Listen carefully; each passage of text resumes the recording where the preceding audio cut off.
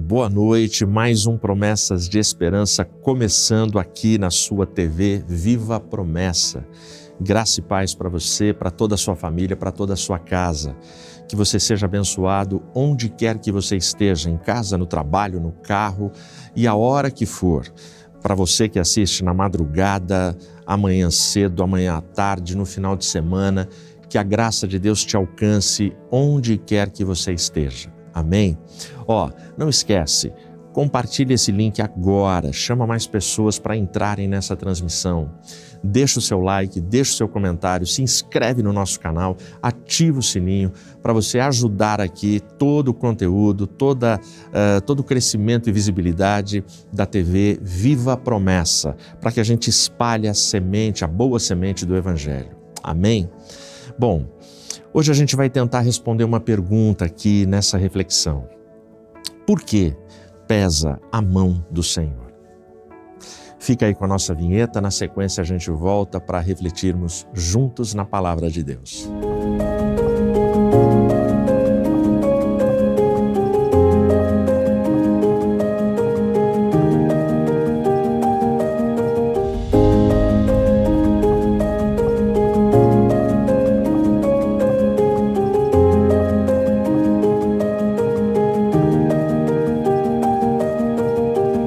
Abre a sua Bíblia no Salmo 32, que será a base da nossa reflexão. Eu vou ler em nome de Jesus, do verso 1 ao verso 5. Abençoado é aquele cuja transgressão é perdoada, cujo pecado é encoberto. Abençoado é o homem a quem o Senhor não imputa a iniquidade e em cujo espírito não há malícia.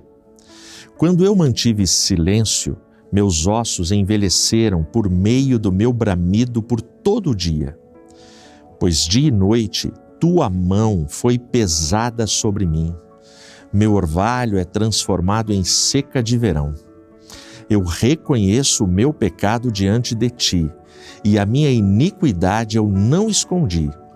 Eu disse, confessarei ao Senhor as minhas transgressões, e tu perdoaste a iniquidade do meu pecado. Fecha os olhos. Santo Deus, glorificado e exaltado seja o teu nome. Fala conosco, Pai. Nos orienta nesta hora. Nos instrui nessa hora, com poder e com amor. Em nome de Jesus. Amém.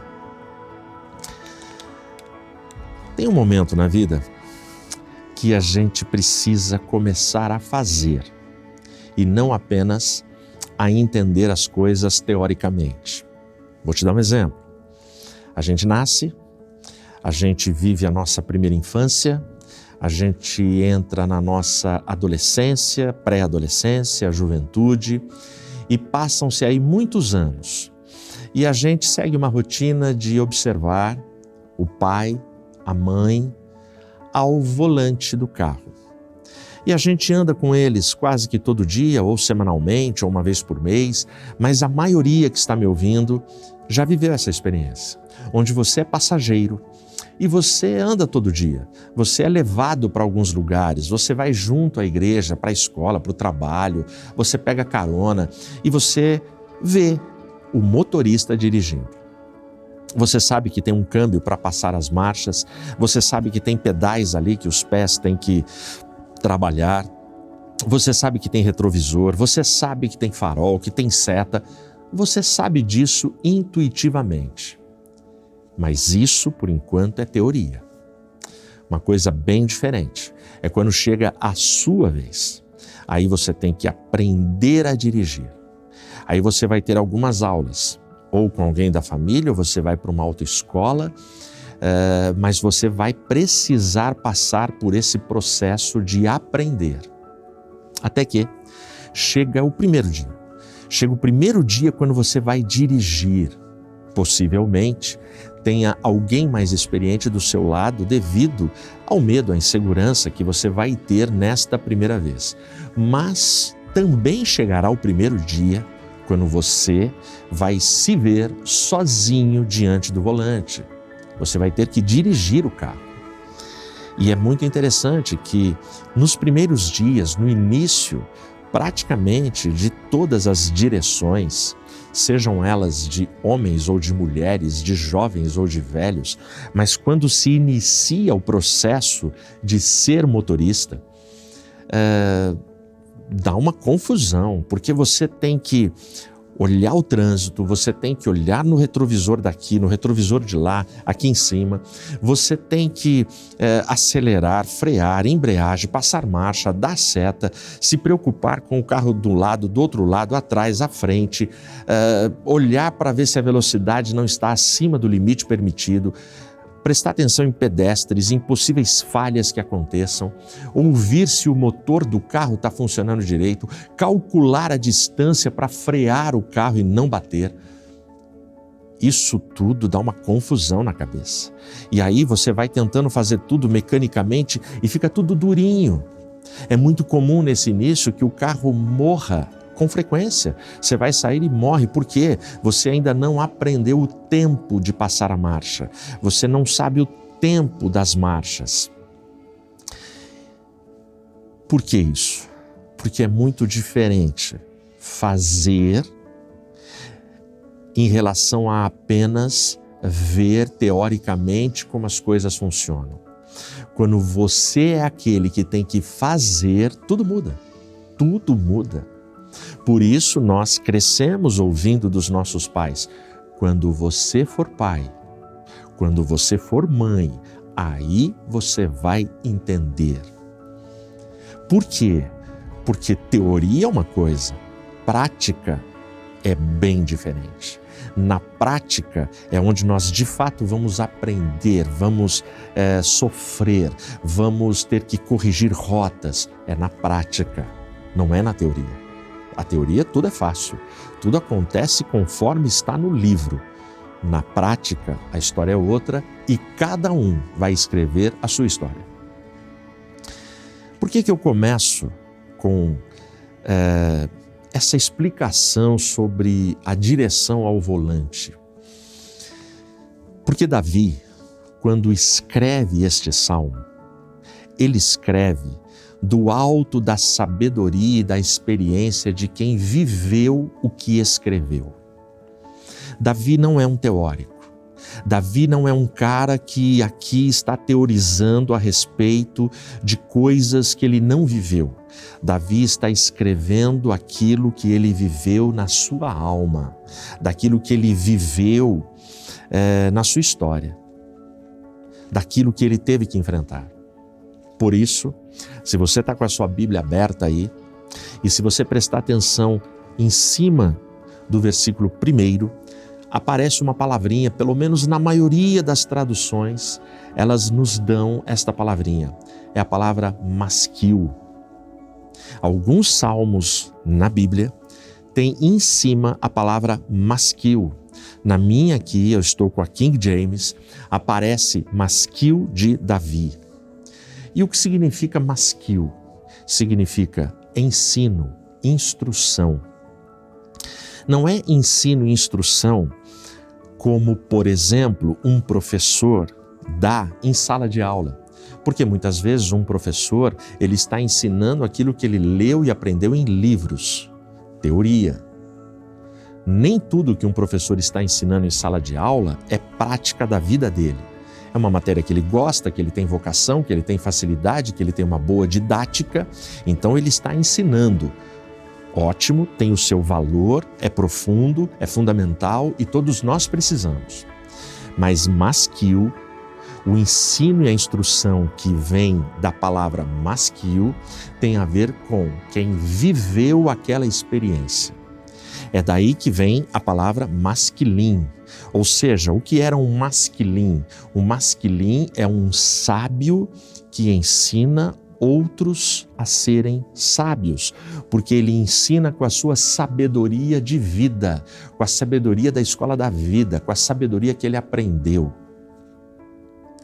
Ainda aqui no versículo 1, o versículo 1 que eu li começa com a palavra abençoado, nesta tradução. Pode ser que na sua Bíblia aí esteja feliz ou bem-aventurado, que são todas palavras sinônimas, são palavras que significam e indicam uma mesma coisa. A palavra aqui deste salmo é a mesma palavra do Salmo 1. Na minha Bíblia, como aqui está abençoado, o Salmo 1 na minha Bíblia começa com abençoado. Abençoado o homem que não se assenta na roda dos escarnecedores, mas antes ele tem o seu prazer na lei do Senhor e na sua lei medita de dia e de noite. Se na sua Bíblia, aqui neste salmo está feliz, no Salmo 1, feliz. Se tiver bem-aventurado, no Salmo 1, bem-aventurado. Então a gente tem uma mesma palavra que significa uma mesma coisa no Salmo 32 e no Salmo 1. Esta foi a opção dos tradutores aqui desta versão. Mas por que eu faço esse destaque?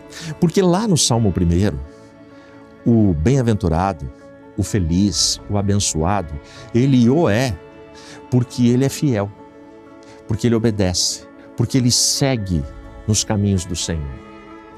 Aqui no Salmo 32, o abençoado, o bem-aventurado e o feliz o é porque ele recebeu o perdão. E é um perdão tremendo e poderoso, como a gente vai observar, porque ele era aqui, confessamente, um miserável, um gigantesco pecador. Mas ele começa com essa palavra, abençoado, feliz este homem.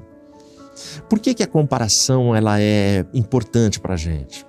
Porque tanto o fiel do Salmo 1 quanto o pecador do Salmo 32, eles têm a possibilidade de, em Cristo, alcançarem, vivenciarem e experienciarem a verdadeira e profunda felicidade.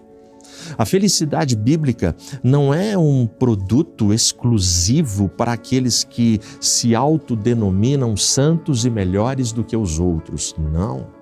A felicidade que a Bíblia propõe como promessa, como graça, é para todo aquele que é fiel, obedece, mas para todo aquele que também se arrepende e procura voltar-se ao Senhor. Essa felicidade é encontrada por todos. Talvez por isso, Jesus nos evangelhos, ele vai dizer, olha, calma, não arranquem o joio, deixa aí, joio e trigo vão conviver juntos até a minha vinda e eu vou fazer a separação. Isso é muito sério porque a gente, na nossa ânsia de tornar ambientes religiosos perfeitos, a gente pode cometer injustiças, a gente pode cometer deslizes, porque a gente não sabe tudo que vai no coração, tudo que vai nos pensamentos. Obviamente a igreja, como igreja, ela exerce a sua autoridade dada por Deus. Evidente que a igreja ela tem que zelar pela boa doutrina, pela santificação dos santos, ela tem que zelar por ambientes disciplinados e ordeiros, sim, evidente. Mas a igreja também precisa ter um braço muito enorme, longânimo, onde seja temperado e conduzido por graça, misericórdia e perdão. Senão ela não consegue ser igreja, se ela não entender toda a dinâmica do amor sacrificial que ajuda, que levanta, que cura, restaura o caído. Disciplinas têm que ser exercidas na condição do amor, da graça, como a gente aprende aqui neste salmo. Portanto, esse é um masquil de Davi. E ele começa com essa palavra. Ainda no primeiro verso aparecem duas palavras que é importante a gente conhecê-las. Abençoado é aquele cuja transgressão é perdoada. O que significa perdoada? O perdão. O perdoada é afastada. Ou seja, o perdoado é aquele que teve o seu pecado afastado para uma distância que não o provoca mais, que não o tenta mais, que não vai agredi-lo mais. Então aqui, Davi ele começa dessa forma, abençoado é aquele cuja transgressão é perdoada. Aí ele continua, cujo pecado é encoberto. O que significa a palavra encoberto? Significa expiado. O que é a expiação? É um sofrimento para pagar a consequência de um pecado. E esse sofrimento que é pago, essa expiação, ela é paga por outro. Então, aqui você já tem toda uma linguagem cristocêntrica, porque a grande expiação na Bíblia que resolve as questões dos meus pecados foi a expiação definitiva e eterna que fez Jesus na cruz por mim, pelo mundo inteiro, porque Deus amou o mundo de tal maneira que Ele deu o seu Filho. Ou seja, o início do Salmo, você tem um Davi que vive a experiência e pode falar com propriedade do que ele viveu. E aí, o versículo 2, que é a introdução desse Salmo, o versículo 2, ele vem de novo com a palavra abençoado. Abençoado é o homem a quem o Senhor não imputa iniquidade e em cujo espírito não há malícia. E justamente a possibilidade de não haver imputação de pecado e de iniquidade contra mim é porque os meus pecados foram expiados, eles foram encobertos, eles foram perdoados, eles foram afastados. E essa ação eu não fiz nada por ela. Essa ação tem a ver com o perdão, a graça e o mover de Deus em direção a um pecador impotente, que era eu, que sou eu, que somos nós. Então aqui, esse início de Davi é profundo, é um início que traz esperança para a gente. Ele está feliz aqui, em cujo espírito não há malícia, ou seja, a pessoa não tem discursos dúbios, maliciosos, cheio de malandragem, não está tentando enganar ninguém, enganar a congregação, enganar conselho de igreja, enganar o seu pastor, enganar a sua família. Não tem malícia aqui, não tem maldade. É um pecador que já entendeu o papel dele, o que aconteceu com ele, a vida que ele levava, o que ele fez, o que ele sofreu, as vergonhas que enfrentou. Então é alguém que experimenta essa graça profunda na sua vida. Bom, nos versos 3 e 4, Davi ele vai aprofundar o tema. Olha o que ele vai dizer agora. Quando eu mantive silêncio, meus ossos envelheceram por meio do meu bramido por todo o dia. Esse é o verso 3. Então Davi no 1 e 2, ele celebra, ele está felizão, ele está glorificando a Deus e contando para a gente a experiência dele, de masquil, de ensino, de instrução para mim e para você. Aqui no 3 e no 4, ele vai aprofundar o que aconteceu com ele.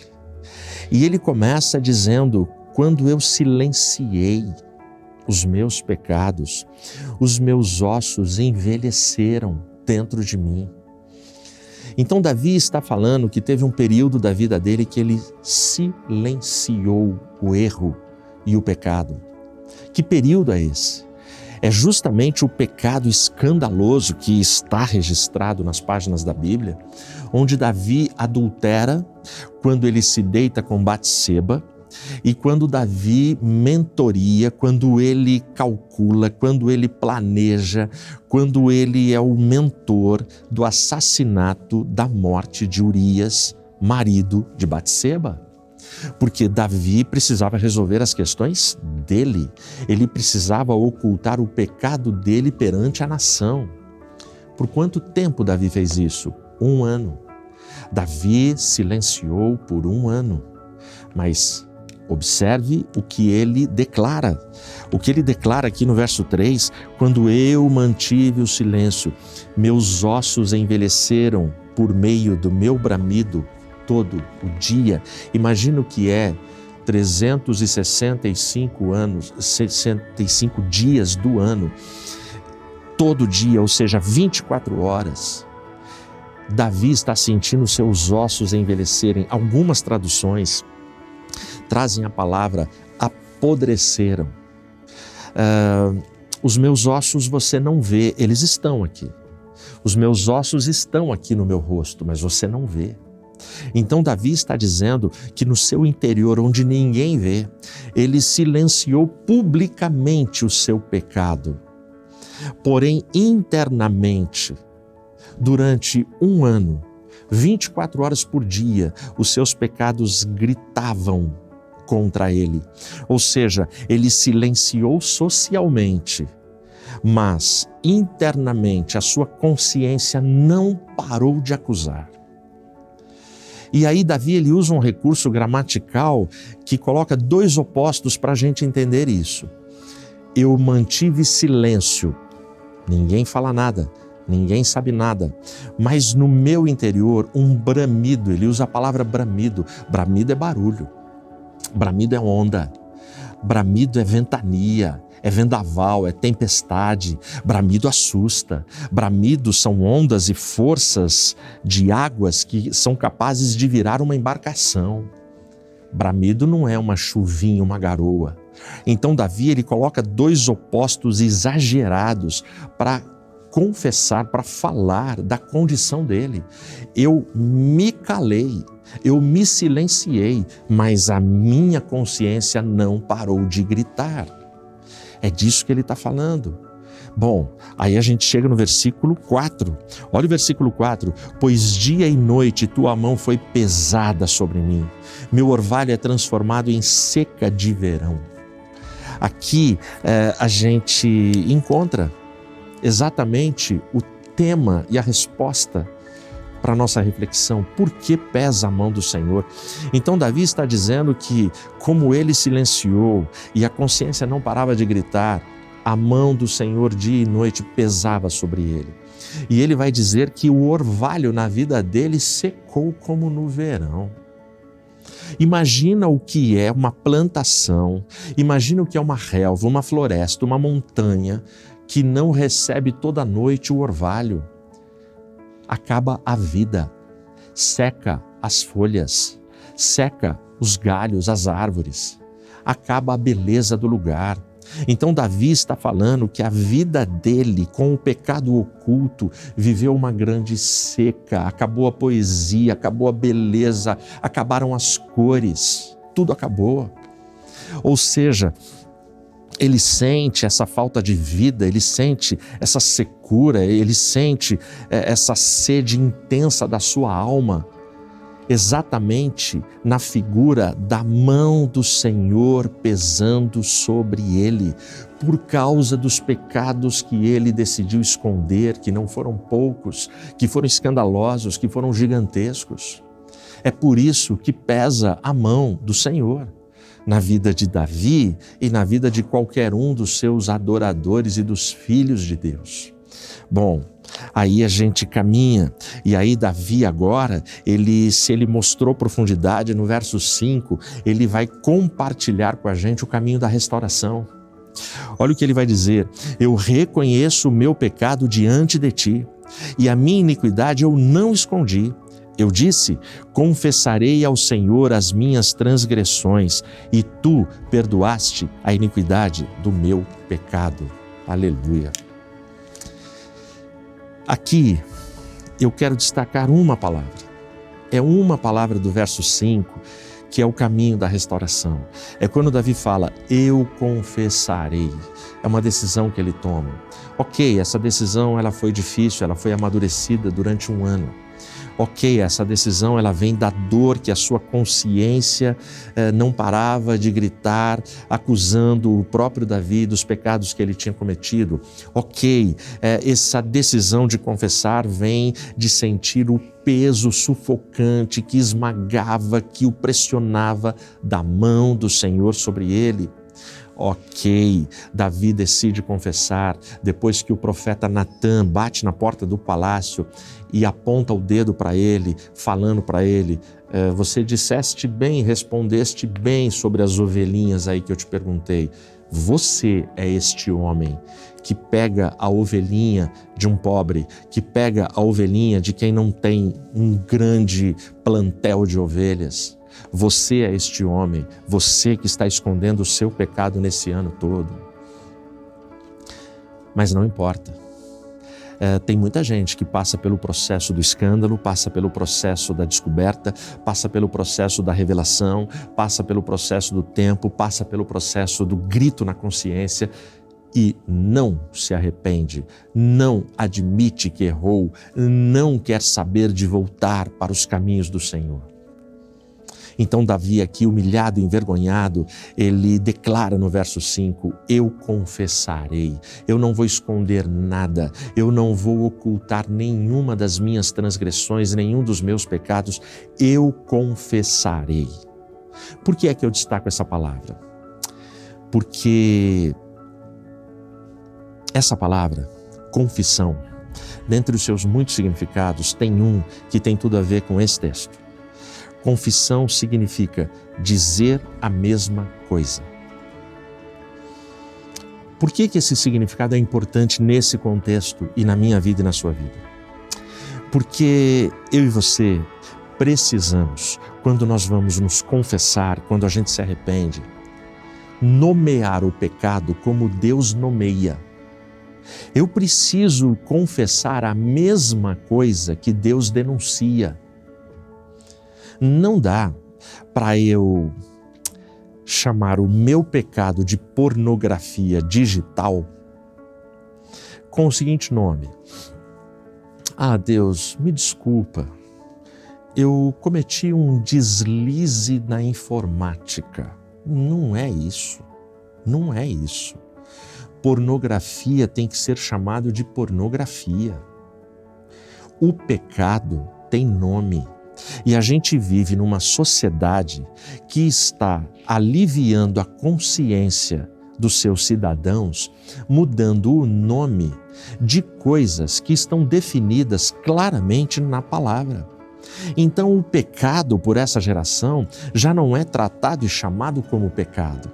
O que Davi está me ensinando é, eu confessarei, eu não vou esconder nada, eu vou dizer tudo, eu vou mandar a real, eu vou pagar o preço, custe o que custar. E custou caro para Davi. Davi foi perdoado, mas custou caro para Davi. Então o rei Davi deixa uma lição para mim e para você. Você vai confessar, então fala o que é. Eu vou te dar um exemplo. Outro dia a gente estava em casa. A Rê, minha esposa, ela estava fazendo um bolo. E era um bolo super delicioso. E ela queria construir ele de um jeito. Quando ela estava montando, o bolo desmontou. O bolo de um lado, ele destruiu inteiro. Aí eu só ouço o grito da Regina. Ah, meu bolo, puxa vida, tanto trabalho, tanto tempo, segui a receita direitinho. Dá uma olhada só, Edmilson. Mas esse momento de ter ficado frustrada com o trabalho dela, ela resolveu rapidinho, rindo da situação, e aí ela fez uma piada boa, uma piada que é uma crítica ao momento atual da nossa sociedade. O bolo dela, deixa eu te falar, estava uma delícia. Então, o fato dele ter ficado destruído e meio feio na aparência não mudou a qualidade do sabor. O bolo estava sensacional. Mas aí ela pega e fala assim, eu já sei qual é a solução. Eu vou dizer para todo mundo que eu resolvi fazer um bolo desconstruído. Entendeu? A piada e a crítica que a minha esposa fez naquele momento é exatamente o que está acontecendo na nossa sociedade hoje. Mude a palavra. Você não precisa mudar o pecado, você não precisa deixar de praticar o pecado, você não precisa mudar de atitude, de comportamento. Mude a palavra. Estabelece uma nova palavra e está tudo certo. A gente dá um novo significado para aquilo que Deus definiu como pecado. Portanto, confissão tem a ver com falar a mesma coisa. Que coisa? A mesma coisa que Deus fala. Não dá para eu falar outra coisa. Amém? Caso contrário, a mão do Senhor continuará pesando. É por causa dessa confissão, é por causa dessa honestidade, é por causa desse posicionamento tão lúcido de alguém que viveu a experiência, como Davi, que ele, o rei Davi, ele pode concluir o seu masquil de uma forma eloquente e tremenda nos versos 10 e 11. Ele diz assim: haverá muita tristeza para o perverso. Então aqui ele está concluindo, você quer continuar na perversidade? Você quer continuar nas suas práticas enganadoras, mentirosas, mesquinhas, ilusórias, iludindo a todos, a sua família, a sua igreja? Ok, continua. Mas ele não economiza. Haverá muita tristeza para o perverso. Mas, de novo, mas aquele que confia no Senhor, a misericórdia o cercará. Olha o 11, estai alegres no Senhor e regozijai, vós justos, e gritai de alegria, todos vós que são retos de coração. Glória a Deus. É assim que Davi termina. Davi termina dando esse conselho: grite de alegria, jubile, glorifique ao Senhor, todos vós que são retos de coração. É muito interessante. É muito interessante porque aqui no Salmo, Davi se coloca na condição daquele cuja mão do Senhor pesava sobre ele. Mas aqui no final, ele também se coloca como aquele que pode estar entre os retos de coração. Não se esqueça, todo reto de coração teve o seu período de tragédia, de iniquidade, de muito pecado, mas se arrependeu, confessou, nomeou o pecado e mudou de vida. Portanto, faça a mesma coisa, para que a mão do Senhor agora já não pese sobre você. Lembra do primeiro verso? Aquele que tem o seu pecado encoberto. Aqui existe um segredo para mim e para você. Todas as vezes que eu descubro o meu pecado, eu não fico mais disfarçando e ocultando, mas eu trago ele a descoberto perante o Senhor. Sabe o que Deus faz? Quando Ele olha a sinceridade do meu coração, Ele expiou os meus pecados em Cristo. Ele vem e Ele cobre as minhas vergonhas, como Ele fez com Adão e Eva lá no Éden. Ele cobre os meus erros e Ele cobre porque Ele pode pagar os meus pecados. Ele tem a moeda que paga, que é o sangue vertido na cruz pelo Cordeiro. E aí, quando a mão do Senhor deixa de pesar sobre mim, a mão do Senhor passa a me defender contra os meus acusadores. Por quê? Porque a confissão desarma Satanás. Enquanto você não confessa, a sua consciência grita porque Satanás te acusa 24 horas e te acusa com base. Ele te acusa com verdade, a verdade do seu pecado e do seu erro. Mas quando você confessa, Satanás ele vai ter que tratar com o próprio Deus. E com o próprio Deus, ele não terá a menor chance. Ele vai ter que bater em retirada, ele vai ter que sair da sua vida e te deixar em paz. Porque Deus expiou os seus pecados. Que Deus te guarde, que a mão do Senhor não pese mais e que você tenha a mão do Senhor defendendo a sua vida e a sua casa. Em nome de Jesus. Amém.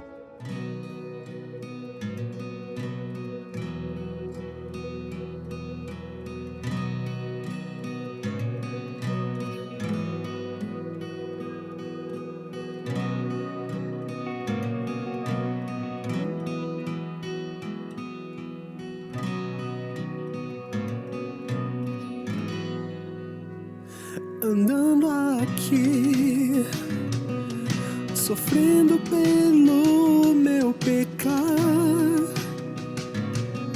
sem saber qual será o meu fim. Me lembro que alguém me falou: existe alguém que quer cuidar de ti, sim.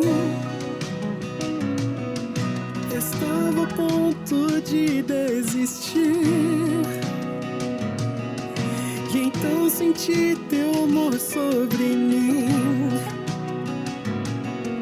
e pude ver tua provisão. Tua graça me encontrou e posso ver que em ti vou vencer. Tudo aquilo que eu já fui, uma nova vida me espera. Em ti vou vencer.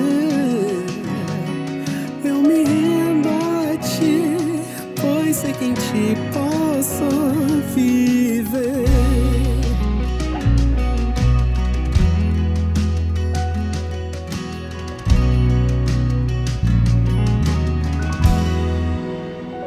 E agora aqui, olhando atrás de onde eu vim, não entendo este amor que é sem fim.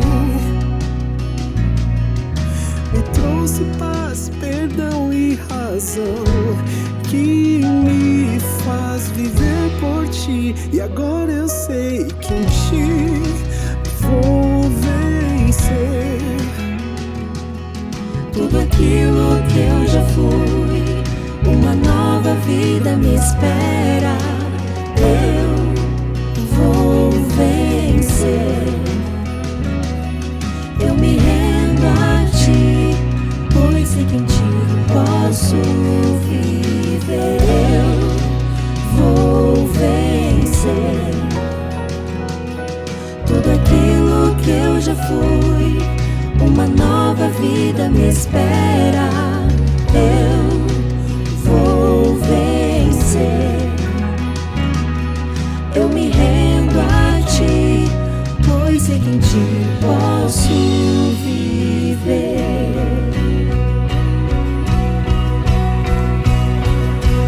Não há nada que se compare a ti.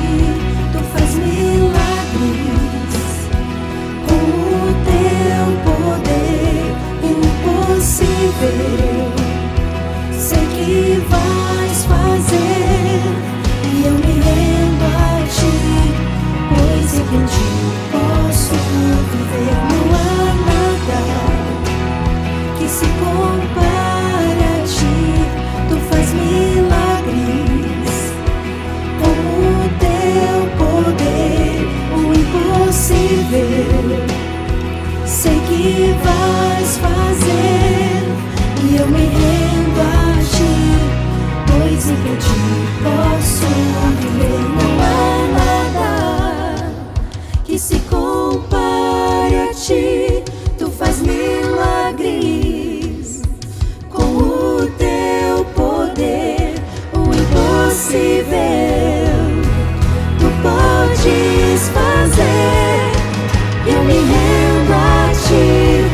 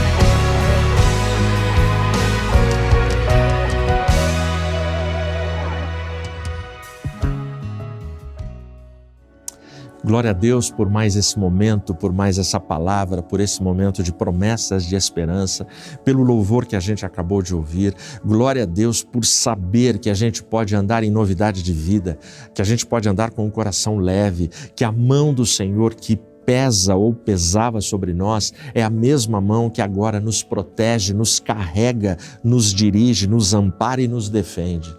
Que isso aconteça na sua história e na sua vida. Amém? Ora comigo.